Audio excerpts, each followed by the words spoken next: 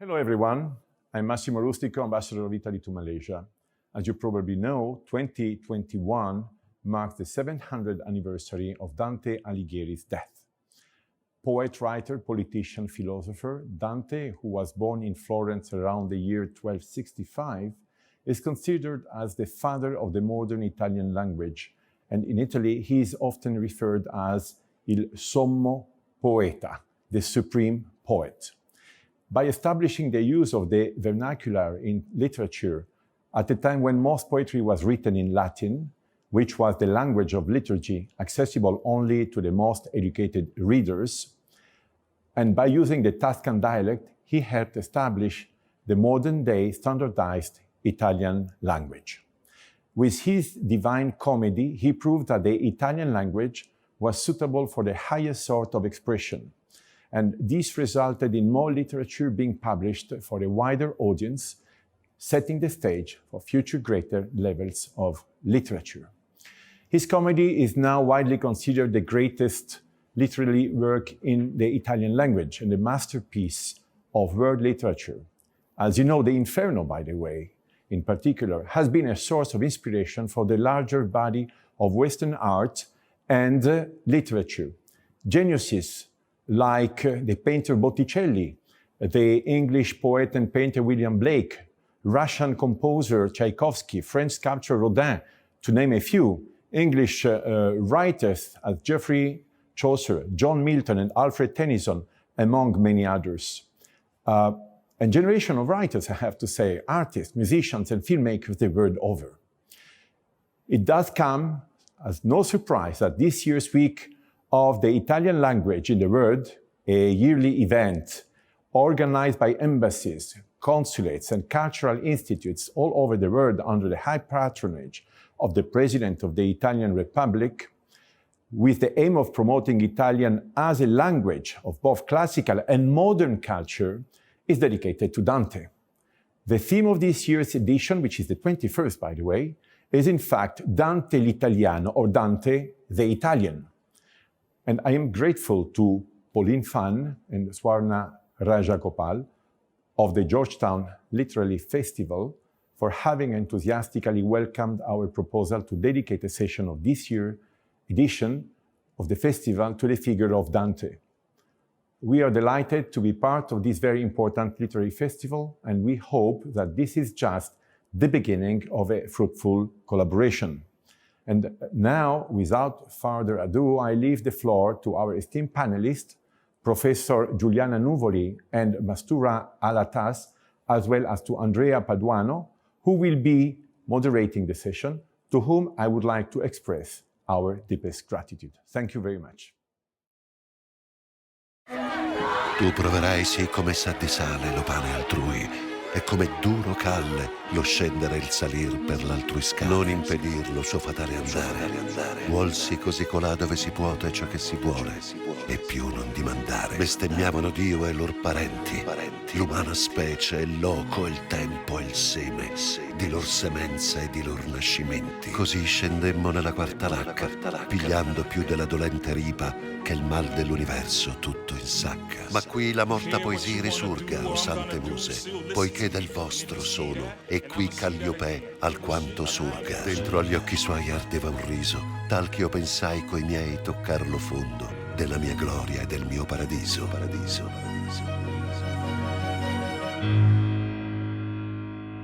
Follow the Dantesque initiatives promoted throughout the world by the Ministry of Foreign Affairs and International Cooperation. Good evening and welcome to the Georgetown Literary Festival, and this is the circle of the Afterlife 700 years of Dante. So on the occasion of the 700th death anniversary of Dante, this evening we are going to address the subject of the relevance of the Florentine poet's work at the international level. Dante, together with Shakespeare, Dostoevsky, Proust, Goethe, and few others, is regarded as one of the giants of world literature, a real cultural heritage of humanity whose work marked a before and after in the history of world literature. This evening, we will discuss this interesting matter with our special guest, Dr. Giuliana Nuvoli, professor of Italian literature at the University of Milan and author of numerous publications about Dante's legacy and his relationship with extra-European civilizations. Thank you for being here. And Masturah Alatas, internationally recognized writer, author of The Life in the Writing and The Girl Who Made It Snow in Singapore. Besides being lecturer of English language at the University of Macerata in Italy, and the first, and so far, the only Malaysian writer to have published in the Italian language. Thank you very much to both of you for being with us. And so, I would like to start this conversation with a question for Professor Nuvoli. That is a very basic question, but I think the answer is going to be quite complicated, especially for the time we have. Okay, so who's Dante? And which are the characteristics of Dante's work that make him cross the borders of Italian literature and civilization? Dante's Commedia is the tale of a journey that spans the history and life of every human being. There is no other literary work of any age or place that contains all the emotions, passions, desires, fears, hopes, vices, and virtues of humankind as Dante's poem does. The division into three cantiche, Inferno, Purgatorio, and Paradiso, also allows all these to be read with great clarity. The reader does not have to interpret. Dante depicts it with strong and emotional images that immediately reach the heart and the mind. Then there is the unique power of his words. The Divine Comedy is a marvelous cathedral with crystal walls. The bond between words and meaning is so strong that they carry no weight. Moreover, inside this cathedral, there is the whole universe, everything the human being can think, feel, desire, hate, fear, imagine. The reasons why the poem is a universal work are many and varied. I will mention just one. The public of its readers or listeners or spectators is of no age, education, social class, or religion. The comedy is a flexible work that can be adapted to 3-year-olds, illiterates, workers, and university professors, atheists, and believers. In those 100 cantos, there is no human being who does not find, at least in one of them, his or her own story. Thank you very much, Professor. So we have just heard how the Professor Nuvoli introduced the figure and the work and the importance of Dante at the international level. But I'm just curious, Masturah, as a Malaysian who has been living in Italy for several years, how did you come to know Dante and his work? Oh, yes, thank you for the question. Well, actually, I first came to know Dante and his works as a university student in the US and in the UK. Now, if you study English literature and comparative literature as I did, it is inevitable that you will meet Dante. And, not just because comparisons might be made to Milton or Shakespeare and so on. Actually, the British Romantic poets will introduce you to Dante. Keats, Shelley, Byron, Wordsworth, Blake. So here again, we see Dante, an Italian Renaissance poet, crossing temporal and formal boundaries, as Professoressa Nuvoli was saying, and making the leap into English Romantic tradition. And then later, in the early 90s, when I came to Italy and started learning Italian, I had not read Dante yet in Italian. You know, before coming to Italy and outside Italy, I had read Dante in English translation and I had heard of him. But in Italy, I heard Dante for the first time on national television. I think maybe the year was 1993.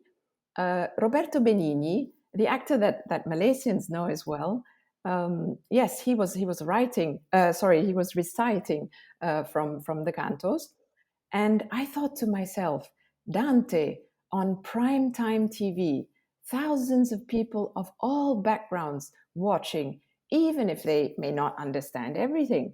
This is what it means to be a national poet. Who would you put on primetime TV to recite a classic in Malaysia, or even in the US or elsewhere? And what work might that be? How great a writer do you have to have a popular actor transpose you from the pages of a Renaissance manuscript to the hard glass of a television screen for the consumption of the general public? And then later, when my two sons started going to middle school and high school, we're talking about, over 5 or 10 years ago, I began to see how they were studying Italian literature and language. I remember one of my sons had a homework about what the volgare language is. You know, when the land that was not yet called Italy makes the transition from Latin language to a kind of vernacular language that people can understand, not just schooled specialists. So there was this creation of a kind of standardized Italian before Italy was unified and created. It's as if, language is much more important for the identity of a people before the political identity of a nation. So volgare also, of course, means vulgar as it does in English. And this is the part where so many Italian school children are told that, yes, Dante was the exponent of the Tuscan vernacular, or volgare, that set a model for standard Italian, made accessible to many. Popular language as in, of the popolo, of the people. But then, he's vulgar and crude also in the other sense of the word in some parts of the Divine Comedy. I was told jokes about trumpets and sonoric aerial natural human emissions, and I was struck by how Dante could write about such a prosaic natural human function in such high elevated language.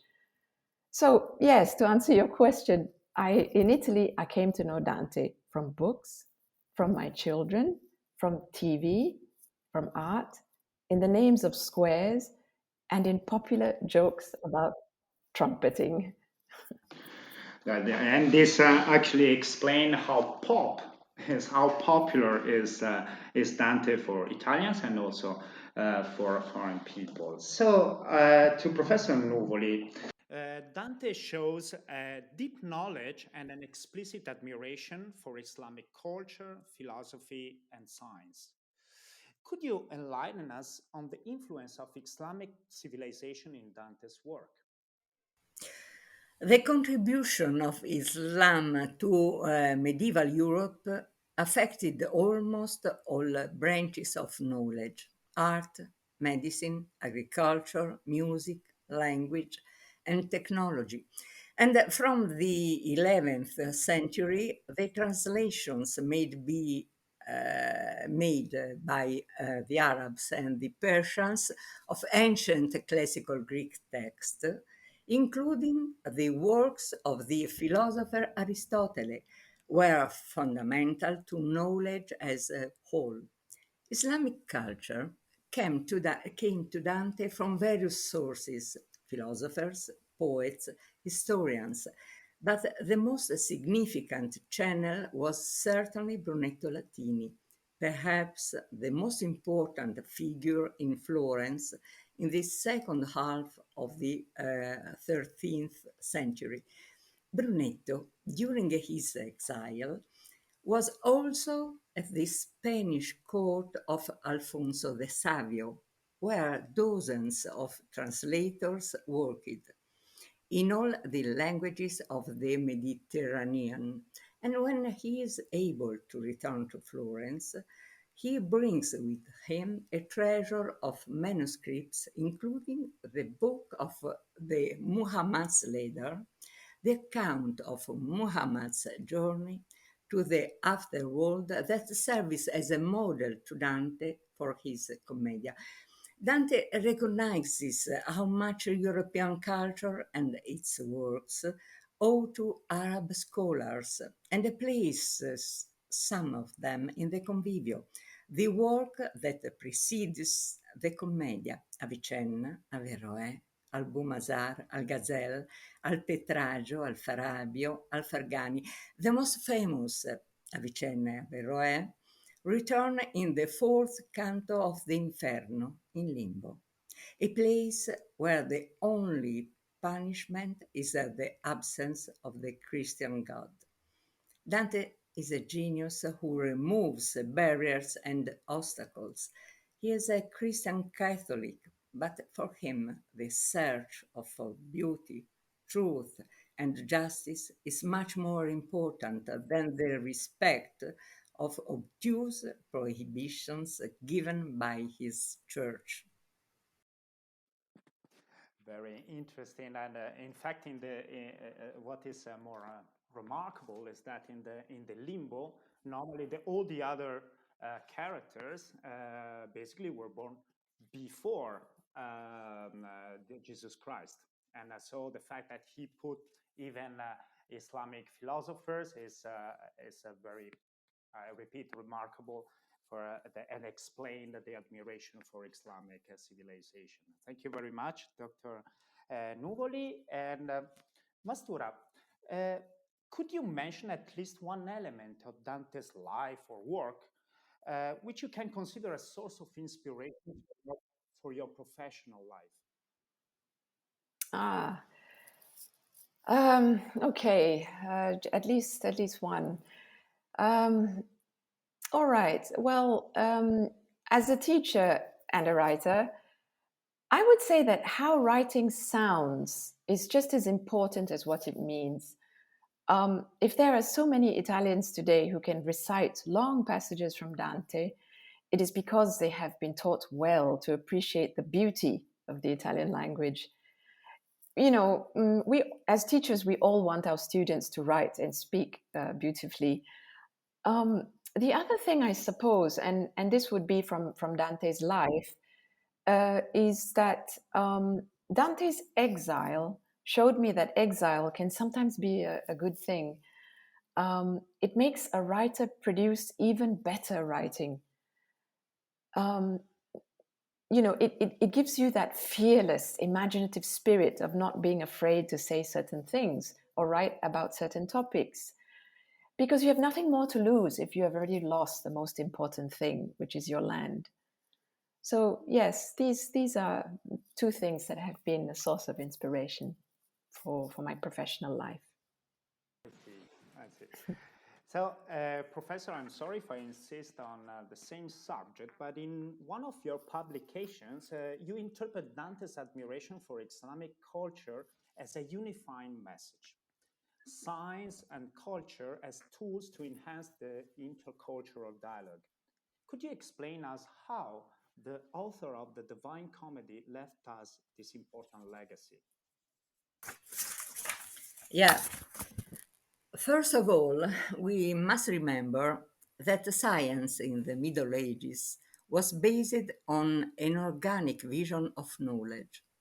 The various phenomena of nature were closely linked to each other and connected to the whole. Unlike modern science, medieval science conceived of nature as animated by spiritual principles hidden behind the material appearance of its parts, which had to be revealed. Every phenomenon was the bearer of a meaning that had to be deciphered and recomposed in a harmonious overall vision. And this meaning could only be fully understood through an intimate correspondence between the object and the human mind, the path between the object and the intellect of the scientist, the artist, the philosopher, and the scholar was thus very similar. And with great force, the most important philosopher of Islam, Averroes, claimed the independence of the intellect and of reason in the face of faith in order to reach the truth. He shows that not only does Islam permit philosophy, but encourages its practice. The true philosophical essence has nothing to do with faith and orthodoxy, a thesis that Dante explicitly takes up at the opening of the Convivio. The true and most perfect man will develop his own characteristics, rationality. In short, the law is a treasure chest of truth that opens up also and above all to the philosopher who holds the key, and an operation that Dante understands very well and which he carries out. Only he speaks of allegory of poets, which in his case is exactly the same thing. Intercultural dialogue is thus easy and natural. What creates barriers are individual religions. If they are misused, religion can only be the main road to truth, to God. If it does not become an instrument of power in the hands of greedy and often ignorant men. Islam and Christianity are not in conflict with each other, nor are reason and faith and the various form of knowledge in conflict with each other. Dante learned this lesson from Averroes, a Muslim philosopher. Thank you very much. This is very, very interesting. I would like to talk about this for hours, but instead I ask Masturah, because sometimes I think that a text once published doesn't belong to its author anymore, but to the readers. If you agree with this statement, which message can a contemporary reader get from reading Dante's work? Yes, I do agree.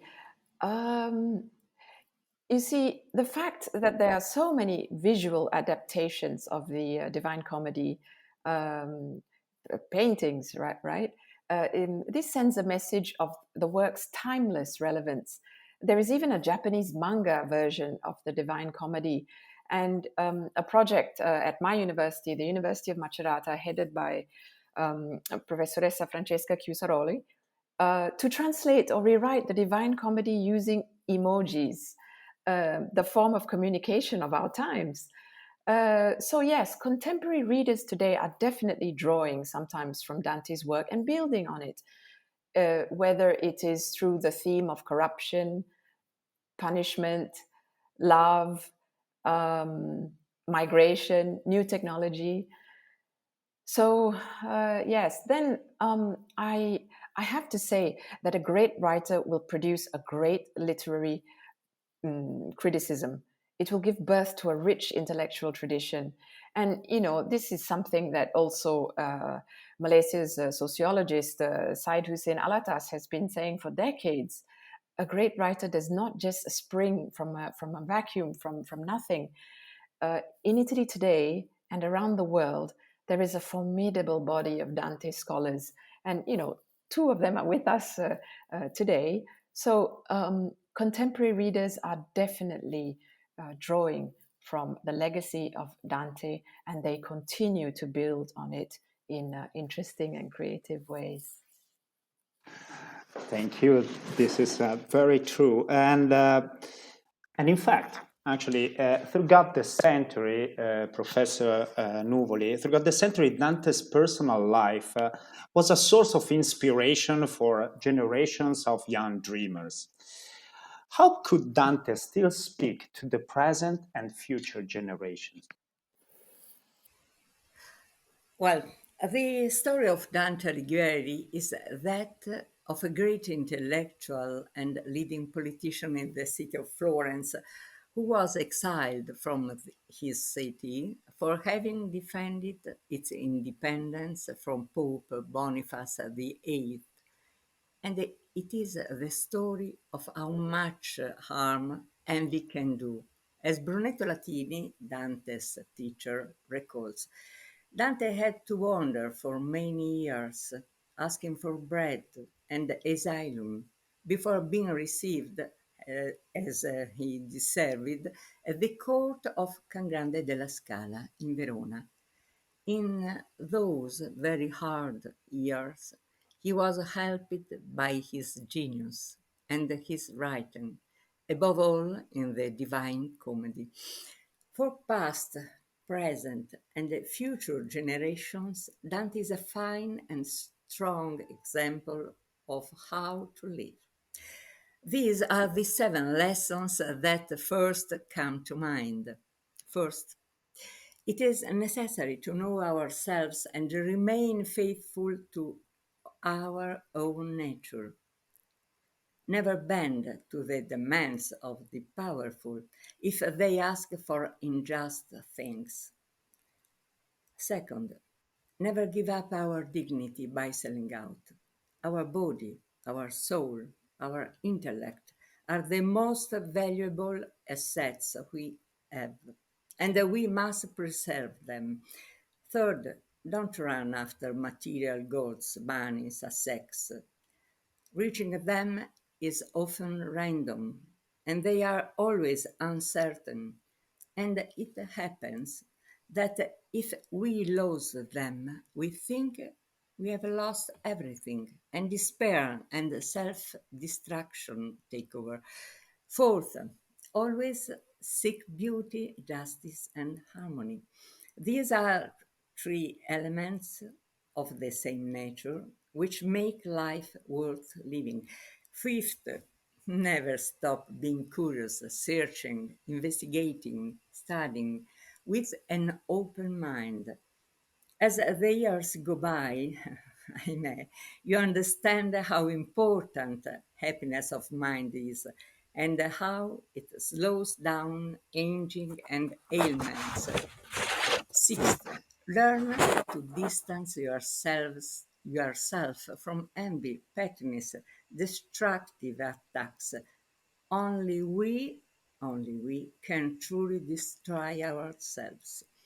Seventh, continue through life to feel passions and never lose the ability to feel emotions. You start dying when you stop loving. Dante closes his poem with Amor che muove il sole e le altre stelle, love that moves the sun and the other stars. It is love that allows the world and man to exist. Thank you very much, Professor Nuvoli, for these exceptionally inspiring guidelines. And I would like to focus on the last thing you said. And I ask Masturah, as we know, love is with no doubt the engine of life and art. And Dante can be considered one of the greatest voices of love in world literature. Which is the passage of Dante's work which better celebrate love for you? Oh, I know. After Professoressa Nuvoli's wonderful, inspiring list, yes, I don't know, maybe the one which is in some sense on the love of knowledge.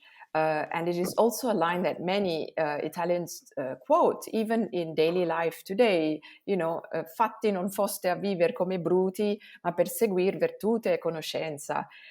In translation, consider your origins. You were not made to live as brutes, but to follow virtue and knowledge. Now, of course, we have to understand the phrase in the context, but in the popular use, extrapolated from the context, there is a kind of civilizing intent in the use of the phrase. You are no vax. Oh, consider your origins. You believe in hudud or the cutting off of hands for punishment. Well, don't be a brute. You are not made to live as brutes, but to follow virtue and knowledge. So, yes, this is a phrase which, in the popular use, celebrates the love of knowledge for me. And then, of course, there is the famous part in the Divine Comedy where Paolo and Francesca they fall in love while they are reading a book about Lancelot's love. The part that Italians know as Galeotto fu il libro. And one of my favorite lines is, as we read, our eyes met now and then. Can you see the popular appeal of Dante, and that it is a book that sparks the passion between Paolo and Francesca? A book does this, the reading of a book, right? And finally, I don't know, I remember this line, I think, from Vita Nuova. And I think maybe every woman and human being wants to have this said of her. Io spero di dicer di lei quello che mai non fu detto da alcuna. I hope to say of her what has never been said before of anyone. It's this great way to honor a woman, right? So I suppose, yes, these lines.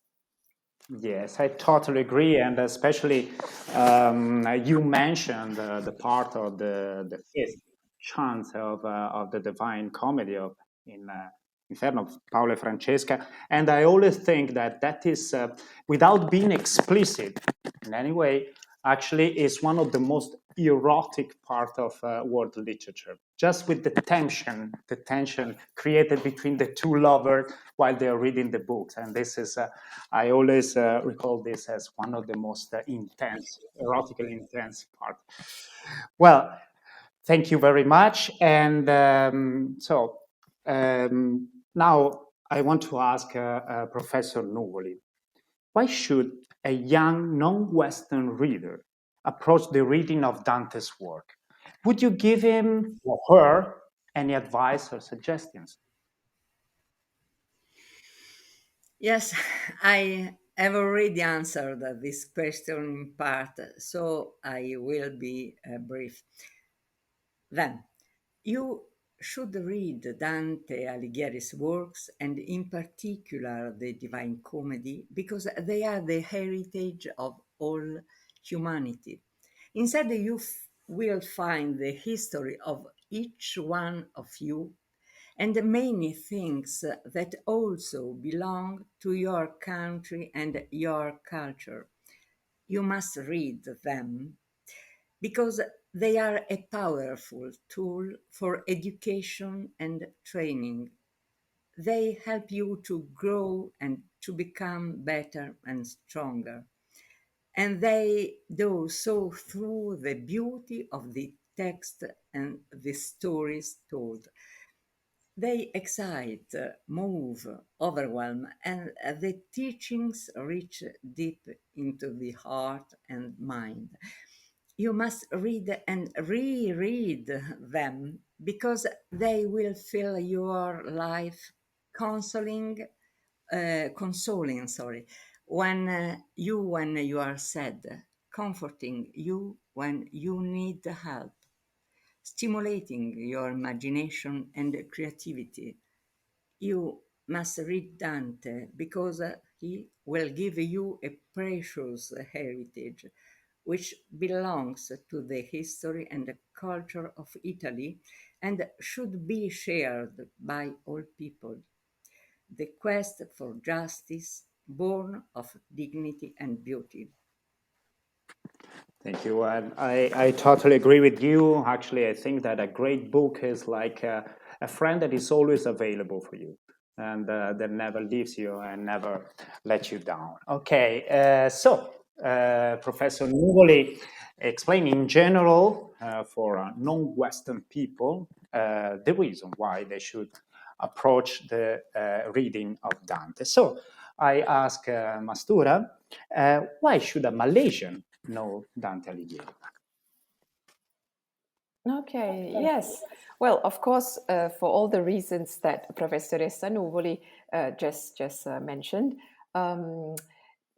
that there are so many reasons to know Dante, his life and works. For one, the Divine Comedy provides us with a very imaginative vision of the afterlife and how people are punished for their sins, sometimes in horrific ways. Today, of course, such punishments would not be allowed in many parts of the world, while in other parts we know that forms of punishment still exist. So, a work like the Divine Comedy is very important because it is part of the journey of Europe's transformation to humanism. It is a visionary work in a sense, and it's no accident that Carey's translation is titled "The Vision," right? Hell, purgatory, and paradise. And to follow up on what Professor Nuvoli was saying, read Dante if you want to know how the great thinkers of the Muslim world influenced Christian mysticism, right? And of course, it's not just we who are saying this, but also Malaysia's own Islamic philosopher, Professor Said Muhammad Naguib Alatas. And I don't know, for me, another main reason is that every literary tradition has its great love stories. Romeo and Juliet, English, Tristan and Isolde, German, Scheherazade and Shahryar, Persian. The Divine Comedy gives us, along with the retold myths of Paolo and Francesca, it also gives us the love story between the author himself, Dante and Beatrice. And all Italians know that when you mention Paolo and Francesca or Dante and Beatrice, say their names to any Italian, and they know that you are talking about love. So I ask myself, who are Malaysia's love couple, born from its centuries-old literary tradition? Any great epic poem which begins in the middle of my life, I find myself lost in a dark wood, and ends with, and finally we emerge to see the stars again, is worth reading in a country like Malaysia, covered with a dark forest. Who knows, maybe a tiger and an elephant, totally in love, will emerge from the forest to see the stars again and to tell us why they need to be protected and saved. So, yes, Malaysians, do read Dante, do read the Divine Comedy. Thank you. And I'd like to add that basically reading a great book is like a journey. And sometimes when we travel, I think it's more exciting to actually see the similarities than the differences, because this teaches us that we are all the same people and we all belong to the humankind. Okay, we have almost reached the end, so in order to conclude our short conversation, I would like to ask our guest to name a few publications about the life and legacy of Dante Alighieri, and maybe a good English translation of his main works. So we start with Masturah. Which are your suggestions? Okay, well, actually, the first translation I read of Inferno was Dorothy Sayers. And I also know that many novelists and poets read Henry Francis Carey's translation. I mentioned it earlier. And, if you want to see how poets translate a great poet like Dante, it is interesting to see the translations of British poets like Blake or Longfellow, or more recently, American poet Robert Pinsky. So it really depends on what kind of a reader you are, whether you want to read Dante in free verse or terza rima or in prose. And as for Dante's life, there is, of course, A.N. Wilson's biography, Dante in Love. And, you know, for the issue of translation, there are Arabic, Chinese, Persian translations, but I don't know if there's a complete Bahasa translation of the Divine Comedy. This is an enormous challenge. You need to know not just Bahasa and Italian super well, but also the history and philosophy. You need to write in amazing Malay. You need to know the cultural sensitivities of Malaysian society to find incredibly smart, creative ways of circumventing them. Of course, you can also translate from a good English translation, but the Malay translation would have to match the best translations of other languages. And anyway, you know, there are young Italians who speak and write in Malay. For example, there is Daniele Speziale, who has translated Leopardi's Infinito into Bahasa. And there are Malaysians who are interested in Italy and have some sort of ties to the country.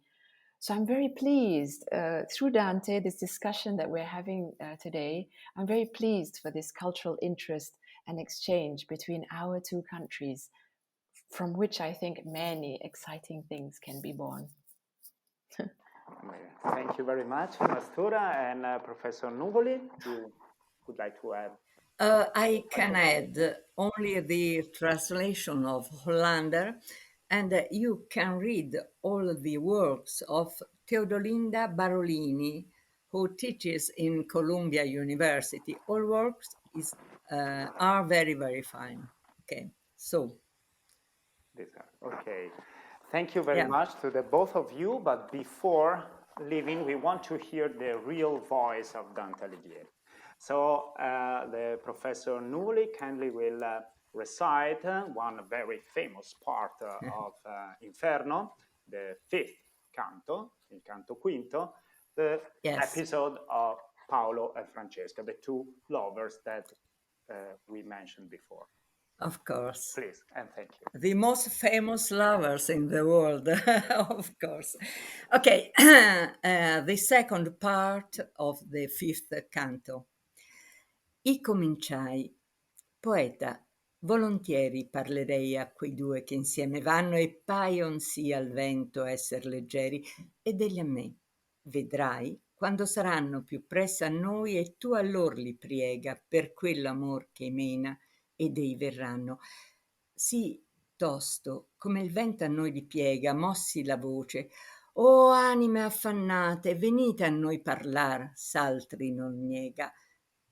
Quali colombe dal disio chiamate, con l'ale alzate e ferme al dolce nido, vegnon per l'aere dal voler portate, cotali uscir della schiera ove dido, a noi venendo per l'aere maligno, sì forte fu l'affettuoso grido. O animal grazioso e benigno, che visitando vai per l'aere perso, noi, che tignemmo il mondo di sanguigno, se fosse amico il re dell'universo, noi pregheremmo lui della tua pace, poi c'hai pietà del nostro mal perverso. Di quel che udire e che parlar vi piace, noi udiremo e parleremo a voi, mentre che il vento, come fa, ci tace. Si è della terra dove nata fui, sulla marina dove il Po discende per aver pace coi seguaci sui. Amor, ch'al cor gentil ratto s'apprende, prese costui della bella persona che mi fu tolta, e il modo ancor m'offende. Amor, ch'a nulla amato amar perdona, mi prese del costui piacer sì forte che, come vedi, ancor non m'abbandona. Amor condusse noi a una morte, Caina attende chi a vita ci spense. Queste parole dall'or ci fuor porte, e quando io intesi quell'anima offense, chinai il viso e tanto il tenni basso, finché il poeta mi disse: che pense?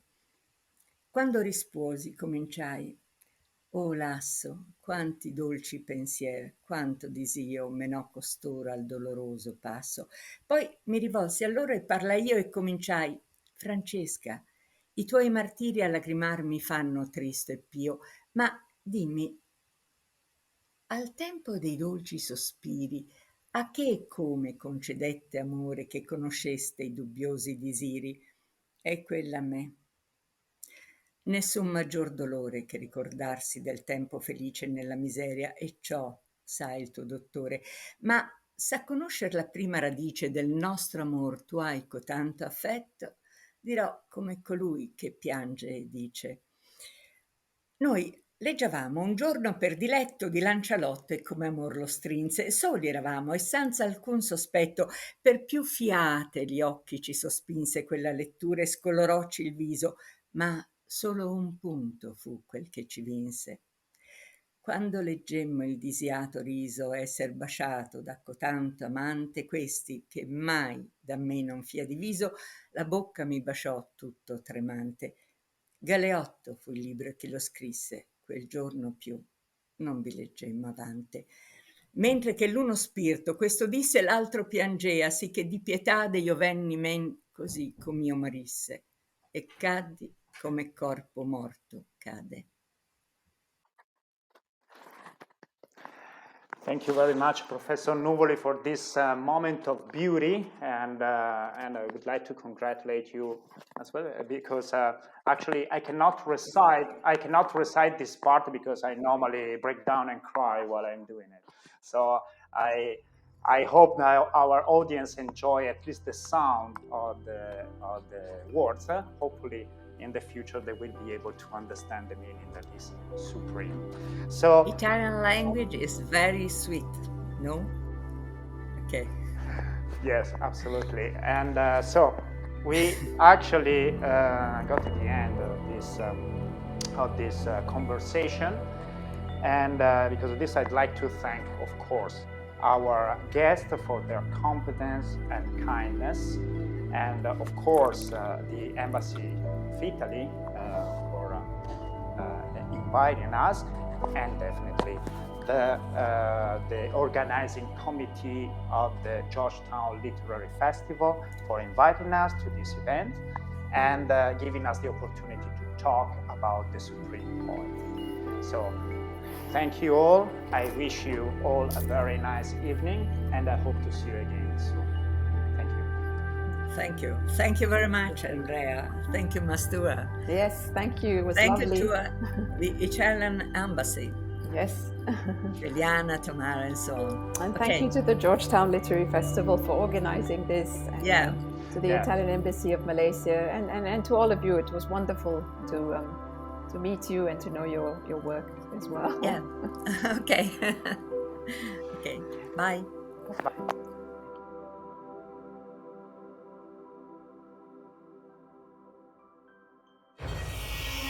Per me si va nella città dolente, per me si va nell'eterno dolore, per me si va tra la perduta gente. Lasciate ogni speranza, voi che entrate. Ora incominciano le dolenti note. Luogo è l'inferno, tetto malebolge, tutto di pietra di color ferrigno, come la cerchia che d'intorno il volge. Nel dritto mezzo del campo maligno vaneggia un pozzo assai largo e profondo. Lo imperador del doloroso regno da mezzo al petto uscì fuori della ghiaccia. Se il fu sì bel come egli è ora brutto, e contro il suo fattore alzò le ciglia, ben dei da lui procedere ogni è lutto. E quindi uscimmo a rivedere le stelle. Lo duca e io per quel cammino ascoso entrammo a ritornar nel chiaro mondo.